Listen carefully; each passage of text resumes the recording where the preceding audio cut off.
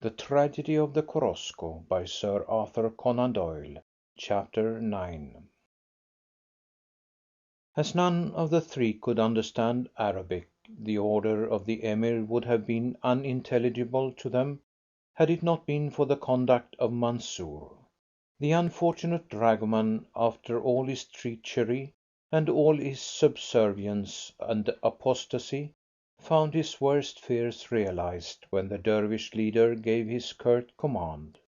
With a shriek of fear the poor wretch threw himself forward upon his face, and clutched at the edge of the Arab's jibbeh, clawing with his brown fingers at the edge of the cotton skirt. The Emir tugged to free himself, and then, finding that he was still held by that convulsive grip, he turned and kicked at Mansour with the vicious impatience with which one drives off a pestering cur. The dragoman's high red tarbouch flew up into the air, and he lay groaning upon his face, where the stunning blow of the Arab's horny foot had left him. All was bustle and movement in the camp, for the old Emir had mounted his camel, and some of his party were already beginning to follow their companions. The squat lieutenant, the mullah, and about a dozen dervishes surrounded the prisoners. They had not mounted their camels, for they were told off to be the ministers of death. The three men understood, as they looked upon their faces, that the sand was running very low in the glass of their lives. Their hands were still bound, but their guards had ceased to hold them. They turned round all three, and said good bye to the women upon the camels. "All up now, Norah," said Belmont. "It's hard luck when there was a chance of a rescue, but we've done our best." For the first time his wife had broken down. She was sobbing convulsively, with her face between her hands. "Don't cry, little woman. We've had a good time together. Give my love to all friends at Bray. Remember me to Amy McCarthy and to the Blessingtons. You'll find there is enough and to spare, but I would take Roger's advice about the investments. Mind that." "Oh, John, I won't live without you." Sorrow for her sorrow broke the strong man down, and he buried his face in the hairy side of her camel. The two of them sobbed helplessly together. Stephens meanwhile had pushed his way to Sadie's beast.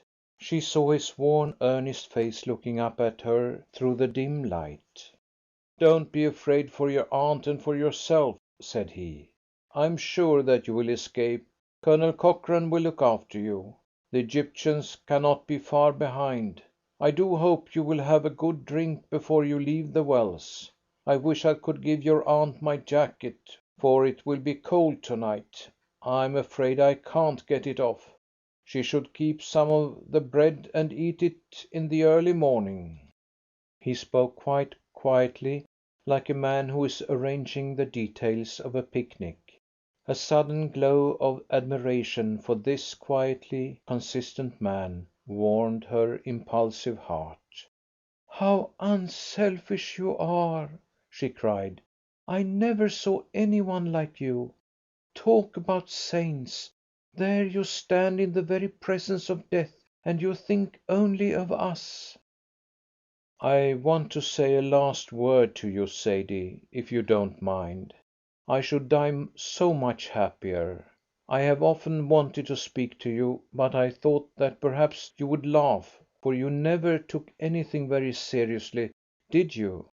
That was quite natural, of course, with your high spirits, but still it was very serious to me. But now I am really a dead man, so it does not matter very much what I say." "Oh, don't, Mr. Stephens!" cried the girl. "I won't if it is very painful to you. As I said, it would make me die happier, but I don't want to be selfish about it. If I thought it would darken your life afterwards, or be a sad recollection to you, I would not say another word." "What did you wish to say?" "It was only to tell you how I loved you. I always loved you. From the first I was a different man when I was with you. But of course it was absurd. I knew that well enough. I never said anything, but I tried not to make myself ridiculous. But I just want you to know about it now that it can't matter one way or the other. You'll understand that I really do love you when I tell you that, if it were not that I knew you were frightened and unhappy, these last 2 days in which we have been always together would have been infinitely the happiest of my life."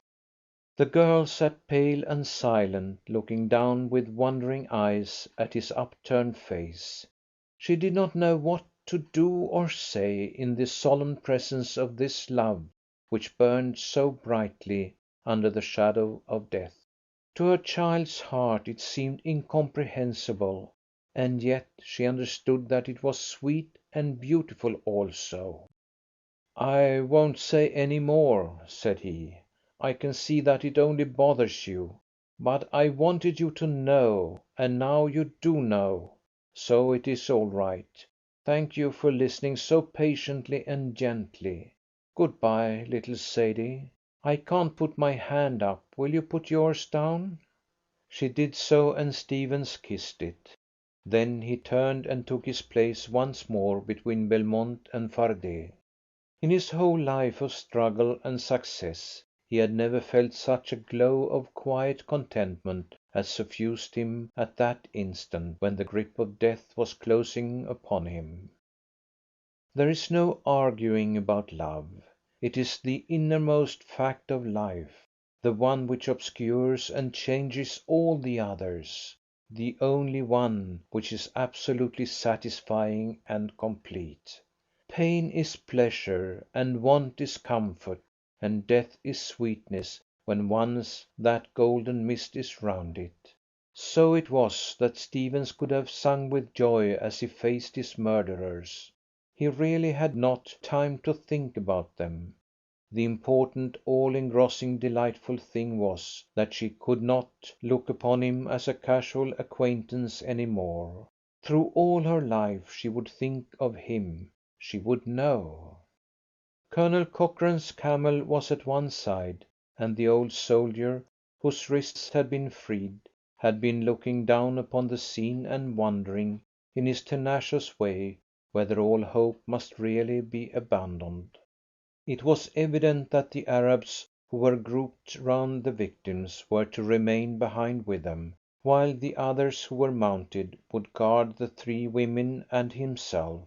He could not understand why the throats of his companions had not been already cut, unless it were that with an Eastern refinement of cruelty this rear guard would wait until the Egyptians were close to them, so that the warm bodies of their victims might be an insult to the pursuers. No doubt that was the right explanation. The Colonel had heard of such a trick before.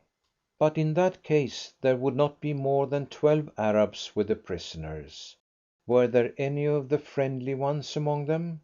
If Tippy Tilly and 6 of his men were there, and if Belmont could get his arms free and his hand upon his revolver, they might come through yet. The Colonel craned his neck and groaned in his disappointment. He could see the faces of the guards in the firelight. They were all Baggara Arabs, men who were beyond either pity or bribery. Tippy Tilly and the others must have gone on with the advance. For the first time the stiff old soldier abandoned hope. "Good bye, you fellows. God bless you," he cried, as a negro pulled at his camel's nose ring and made him follow the others. The women came after him in a misery too deep for words. Their departure was a relief to the 3 men who were left. "I'm glad they are gone," said Stephens from his heart. "Yes, yes, it is better," cried Fardet. "How long are we to wait?" "Not very long now," said Belmont grimly, as the Arabs closed in around them. The Colonel and the 3 women gave one backward glance when they came to the edge of the oasis. Between the straight stems of the palms they saw the gleam of the fire, and above the group of Arabs they caught a last glimpse of the three white hats. An instant later the camels began to trot, and when they looked back once more the palm grove was only a black clump, with a vague twinkle of a light somewhere in the heart of it. As with yearning eyes they gazed at that throbbing red point in the darkness, they passed over the edge of the depression, and in an instant the huge, silent, moonlit desert was round them without a sign of the oasis which they had left. On every side the velvet blue black sky, with its blazing stars, sloped downwards to the vast dun-coloured plain. The two were blurred into one at their point of junction. The women had sat in the silence of despair, and the Colonel had been silent also, for what could he say? But suddenly all four started in their saddles, and Sadie gave a sharp cry of dismay. In the hush of the night there had come from behind them the petulant crack of a rifle, then another, then several together, with a brisk rat-ta-ta, and then, after an interval, one more. "It may be the rescuers! It may be the Egyptians!" cried Mrs. Belmont, with a sudden flicker of hope. "Colonel Cochrane, don't you think it may be the Egyptians?" "Yes, yes," Sadie whimpered. "It must be the Egyptians." The Colonel had listened expectantly, but all was silent again. Then he took his hat off with a solemn gesture. "There is no use deceiving ourselves, Mrs. Belmont," said he. "We may as well face the truth. Our friends are gone from us, but they have met their end like brave men." "But why should they fire their guns? They had spears." She shuddered as she said it. "That is true," said the Colonel. "I would not for the world take away any real grounds of hope which you may have, but on the other hand there is no use in preparing bitter disappointments for ourselves. If we had been listening to an attack we should have heard some reply. Besides, an Egyptian attack would have been an attack in force. No doubt it is, as you say, a little strange that they should have wasted their cartridges. By Jove, look at that!" He was pointing over the eastern desert. Two figures were moving across its expanse swiftly and stealthily, furtive dark shadows against the lighter ground. They saw them dimly, dipping and rising over the rolling desert, now lost, now reappearing in the uncertain light. They were flying away from the Arabs, and then suddenly they halted upon the summit of a sandhill, and the prisoners could see them outlined plainly against the sky. They were camel men, but they sat their camels astride as a horseman sits his horse. "Gypy Camel Corps!" cried the Colonel. "Two men," said Miss Adams in a voice of despair. "Only a vedette, madam, throwing feelers out all over the desert. This is one of them. Main body 10 miles off as likely as not. There they go, giving the alarm. Good old Camel Corps!" The self-contained, methodical soldier had suddenly turned almost inarticulate with his excitement. There was a red flash upon the top of the sandhill, and then another, followed by the crack of the rifles. Then with a whisk the two figures were gone, as swiftly and silently as two trout in a stream. The Arabs had halted for an instant, as if uncertain whether they should delay their journey to pursue them or not. There was nothing left to pursue now, for amid the undulations of the sand drift the vedettes might have gone in any direction. The Emir galloped back along the line with exhortations and orders. Then the camels began to trot, and the hopes of the prisoners were dulled by the agonies of the terrible jolt. Mile after mile, mile after mile, they sped onwards over that vast expanse, the women clinging as best they might to the pommels, the Colonel almost as spent as they, but still keenly on the look out for any sign of the pursuers. I think," cried Miss Belmont, "that something is moving in front of us." The Colonel raised himself upon his saddle and screened his eyes from the moonshine. "By Jove, you're right there, ma'am. There are men over yonder." They could all see them now, a straggling line of riders far ahead of them in the desert. "They are going in the same direction as we," cried Mrs. Belmont, whose eyes were very much better than the Colonel's. Cochrane muttered an oath into his moustache. "Look at the tracks there," said he. "Of course it is our own vanguard who left the palm grove before us. The chief keeps us at this infernal pace in order to close up with them." As they drew closer they could see plainly that it was indeed the other body of Arabs, and presently the Emir Wad Ibrahim came trotting back to take counsel with the Emir Abderrahman. They pointed in the direction in which the vedettes had appeared and shook their heads like men who have many and grave misgivings. Then the raiders joined into one long straggling line, and the whole body moved steadily on towards the Southern Cross, which was twinkling just over the skyline in front of them. Hour after hour the dreadful trot continued, while the fainting ladies clung on convulsively, and Cochrane, worn out but indomitable, encouraged them to hold out, and peered backwards over the desert for the first glad signs of their pursuers. The blood throbbed in his temples, and he cried that he heard the roll of drums coming out of the darkness. In his feverish delirium he saw clouds of pursuers at their very heels, and during the long night he was for ever crying glad tidings which ended in disappointment and heartache. The rise of the sun showed the desert stretching away around them with nothing moving upon its monstrous face except themselves. With dull eyes and heavy hearts they stared round at that huge and empty expanse. Their hopes thinned away like the light morning mist upon the horizon. It was shocking to the ladies to look at their companion, and to think of the spruce, hale old soldier who had been their fellow passenger from Cairo. As in the case of Miss Adams, old age seemed to have pounced upon him in one spring. His hair, which had grizzled hour by hour during his privations, was now of a silvery white. White stubble, too, had obscured the firm, clean line of his chin and throat. The veins of his face were injected, and his features were shot with heavy wrinkles. He rode with his back arched and his chin sunk upon his breast, for the old time rotted body was worn out. But in his bright, alert eyes there was always a trace of the gallant tenant who lived in the shattered house.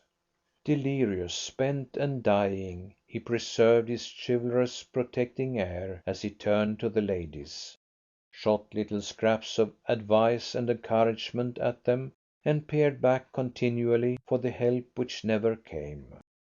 An hour after sunrise the raiders called a halt, and food and water were served out to all. Then, at a more moderate pace, they pursued their southern journey, their long straggling line trailing out over a quarter of a mile of desert. From their more careless bearing, and the way in which they chatted as they rode, it was clear that they thought they had shaken off their pursuers. Their direction now was east as well as south, and it was evidently their intention after this long detour to strike the Nile again at some point far above the Egyptian outposts.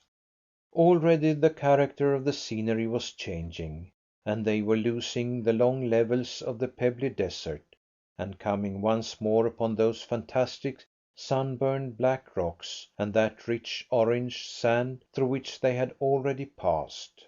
On every side of them rose the scaly, conical hills with their loose, slag-like debris, and jagged edged khors, with sinuous streams of sand running like watercourses down their centre.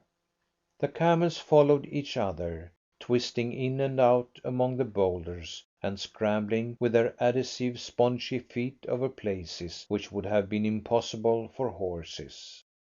Among the broken rocks those behind could sometimes only see the long, undulating, darting necks of the creatures in front, as if it were some nightmare procession of serpents.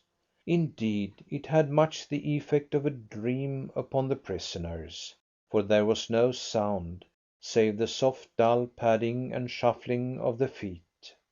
The strange wild frieze moved slowly and silently onwards, amid a setting of black stone and yellow sand, with the one arch of vivid blue spanning the rugged edges of the ravine. Miss Adams, who had been frozen into silence during the long, cold night, began to thaw now in the cheery warmth of the rising sun. She looked about her and rubbed her thin hands together. "Why, Sadie," she remarked, "I thought I heard you in the night, dear, and now I see that you have been crying." "I've been thinking, auntie." "Well, we must try and think of others, dearie, and not of ourselves." "It's not of myself, auntie." "Never fret about me, Sadie." "No, auntie, I was not thinking of you." "Was it of any one in particular?" "Of Mr. Stephens, auntie. How gentle he was, and how brave!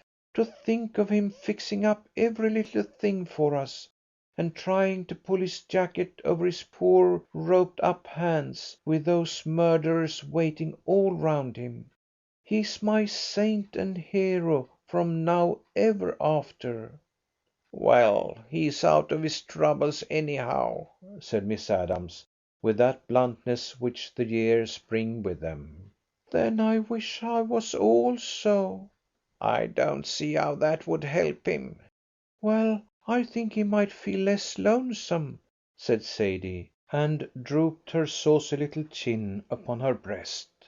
The four had been riding in silence for some little time, when the Colonel clapped his hands to his brow with a gesture of dismay. "Good God!" he cried, "I'm going off my head."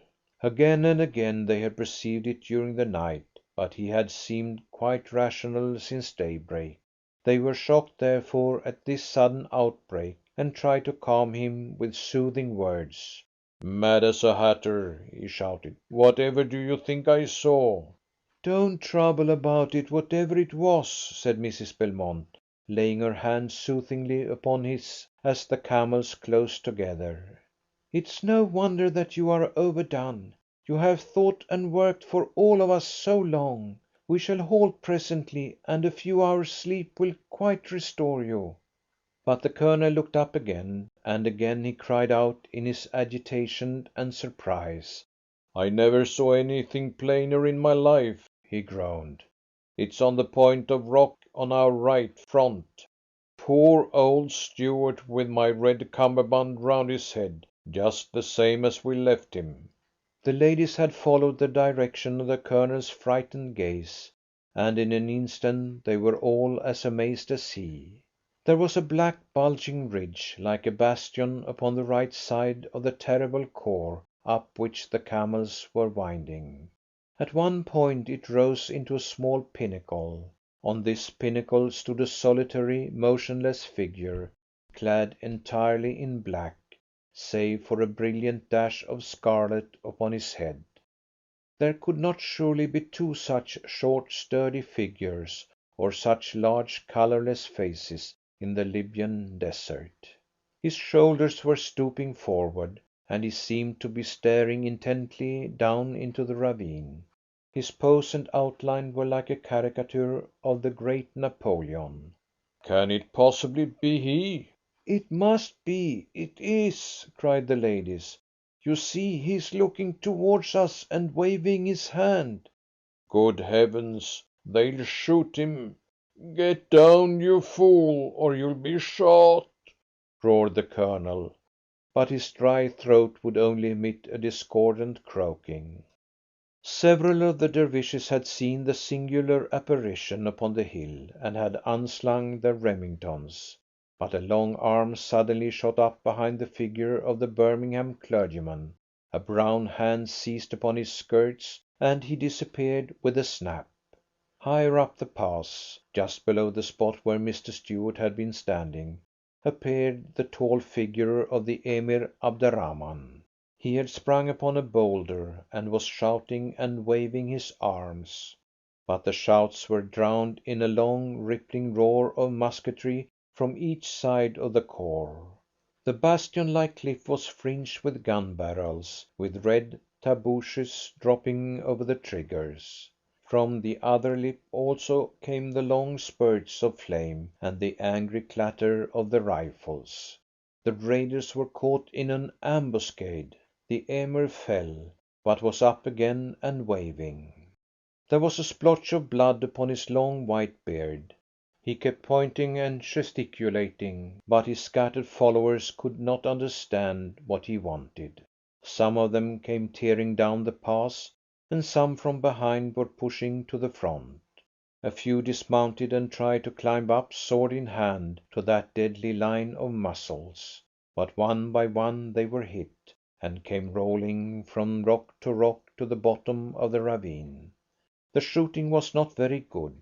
One negro made his way unharmed up the whole side, only to have his brains dashed out with the butt end of a martini at the top. The Emir had fallen off his rock, and lay in a crumpled heap, like a brown and white patchwork quilt, at the bottom of it. And then, when half of them were down, it became evident, even to those exalted fanatical souls, that there was no chance for them, and that they must get out of these fatal rocks and into the desert again. They galloped down the pass, and it is a frightful thing to see a camel galloping over broken ground. The beast's own terror, his ungainly bounds, the sprawl of his four legs, all in the air together, his hideous cries, and the yells of his rider, who is bucked high from his saddle with every spring, make a picture which is not to be forgotten. The women screamed as this mad torrent of frenzied creatures came pouring past them. But the Colonel edged his camel and theirs farther and farther in among the rocks, and away from the retreating Arabs. The air was full of whistling bullets, and they could hear them smacking loudly against the stones all round them. "Keep quiet, and they'll pass us," whispered the Colonel, who was all himself again, now that the hour for action had arrived. "I wish to heaven I could see Tippy Tilly or any of his friends. Now is the time for them to help us." He watched the mad stream of fugitives as they flew past upon their shambling, squattering, loose-jointed beasts, but the black face of the Egyptian gunner was not among them. And now it really did seem as if the whole body of them, in their haste to get clear of the ravine, had not a thought to spend upon the prisoners. The rush was past, and only stragglers were running the gauntlet of the fierce fire which poured upon them from above. The last of all, a young Baggara with a black moustache and pointed beard, looked up as he passed and shook his sword in impotent passion at the Egyptian riflemen. At the same instant a bullet struck his camel, and the creature collapsed, all neck and legs, upon the ground. The young Arab sprang off its back, and seizing its nose ring, he beat it savagely with the flat of his sword to make it stand up. But the dim glazing eye told its own tale, and in desert warfare the death of the beast is the death of the rider. The Baggara glared round like a lion at bay, his dark eyes flashing murderously from under his red turban. A crimson spot and then another sprang out upon his dark skin, but he never winced at the bullet wounds. His fierce gaze had fallen upon the prisoners, and with an exultant shout he was dashing towards them, his broad-bladed sword gleaming above his head. Miss Adams was the nearest to him, but at the sight of the rushing figure and the maniac face she threw herself off the camel upon the far side. The Arab bounded on to a rock and aimed a thrust at Mrs. Belmont, but before the point could reach her, the Colonel leaned forward with his pistol and blew the man's head in. Yet with a concentrated rage, which was superior even to the agony of death, the fellow lay kicking and striking, bounding about among the loose stones like a fish upon the shingle. "Don't be frightened, ladies," cried the Colonel. "He is quite dead, I assure you. I am so sorry to have done this in your presence, but the fellow was dangerous. I had a little score of my own to settle with him, for he was the man who tried to break my ribs with his Remington. I hope you are not hurt, Miss Adams. One instant, and I will come down to you." But the old Boston lady was by no means hurt, for the rocks had been so high that she had a very short distance to fall from her saddle. Sadie, Mrs. Belmont, and Colonel Cochrane had all descended by slipping on to the boulders and climbing down from them. But they found Miss Adams on her feet and waving the remains of her green veil in triumph.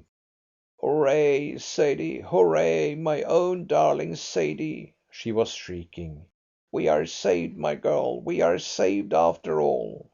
"By George, so we are!" cried the Colonel, and they all shouted in an ecstasy together.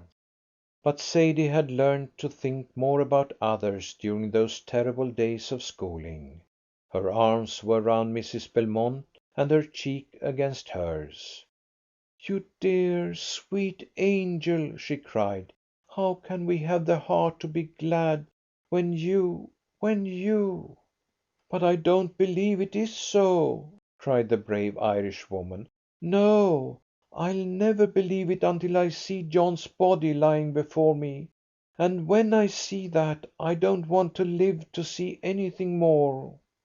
The last Dervish had clattered down the khor, and now above them on either cliff they could see the Egyptians, tall, thin, square-shouldered figures, looking, when outlined against the blue sky, wonderfully like the warriors in the ancient bas reliefs. Their camels were in the background, and they were hurrying to join them. At the same time others began to ride down from the farther end of the ravine, their dark faces flushed, and their eyes shining with the excitement of victory and pursuit. A very small Englishman, with a straw-coloured moustache and a weary manner, was riding at the head of them. He halted his camel beside the fugitives and saluted the ladies. He wore brown boots and brown belts with steel buckles, which looked trim and workmanlike against his khaki uniform. "Had 'em that time, had 'em proper," said he. "Very glad to have been of any assistance, I'm sure.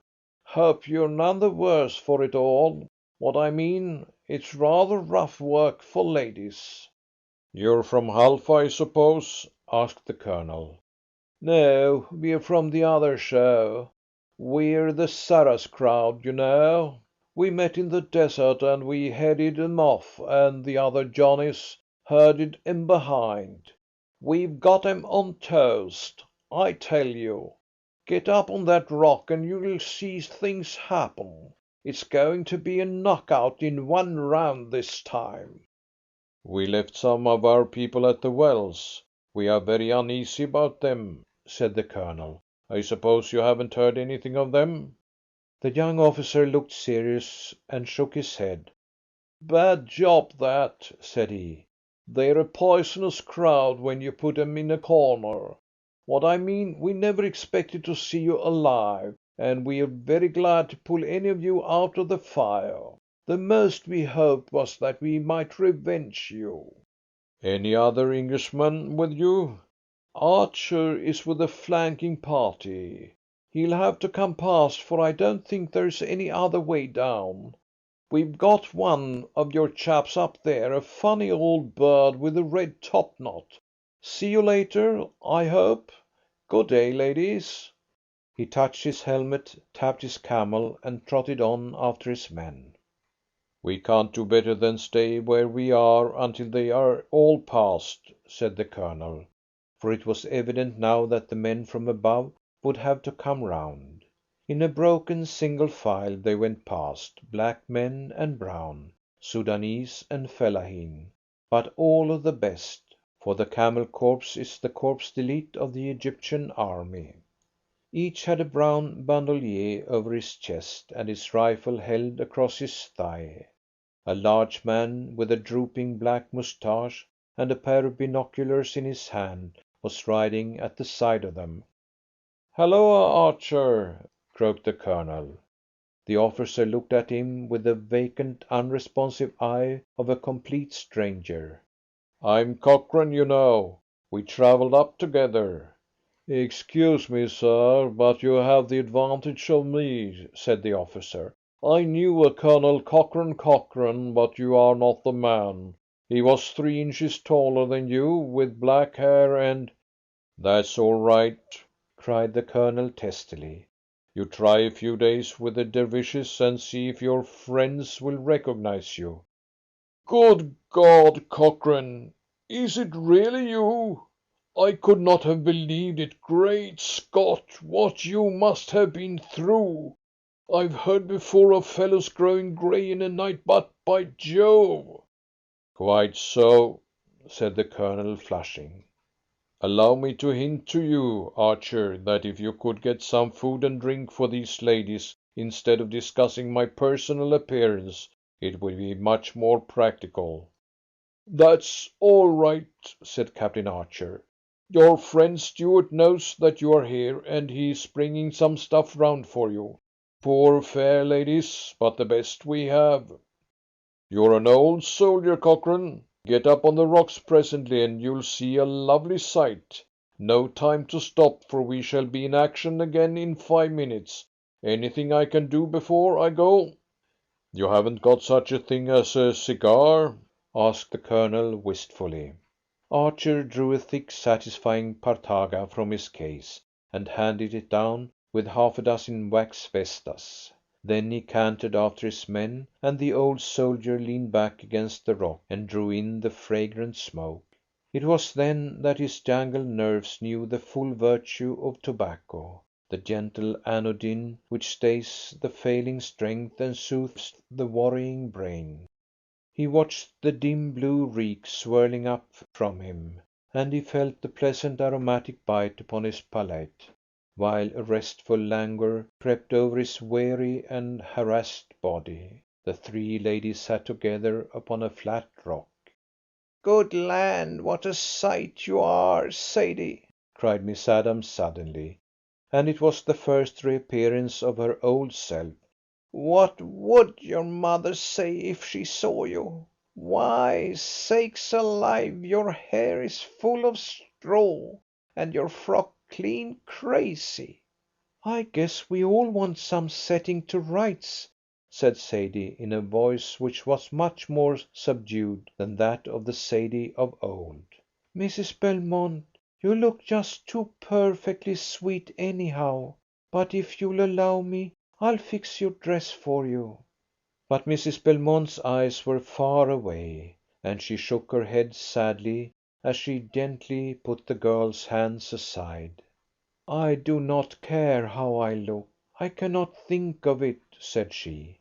"Could you, if you had left the man you love behind you, as I have mine?" "I'm beginning to think I have," sobbed poor Sadie, and buried her hot face in Mrs. Belmont's motherly bosom. End of chapter 9.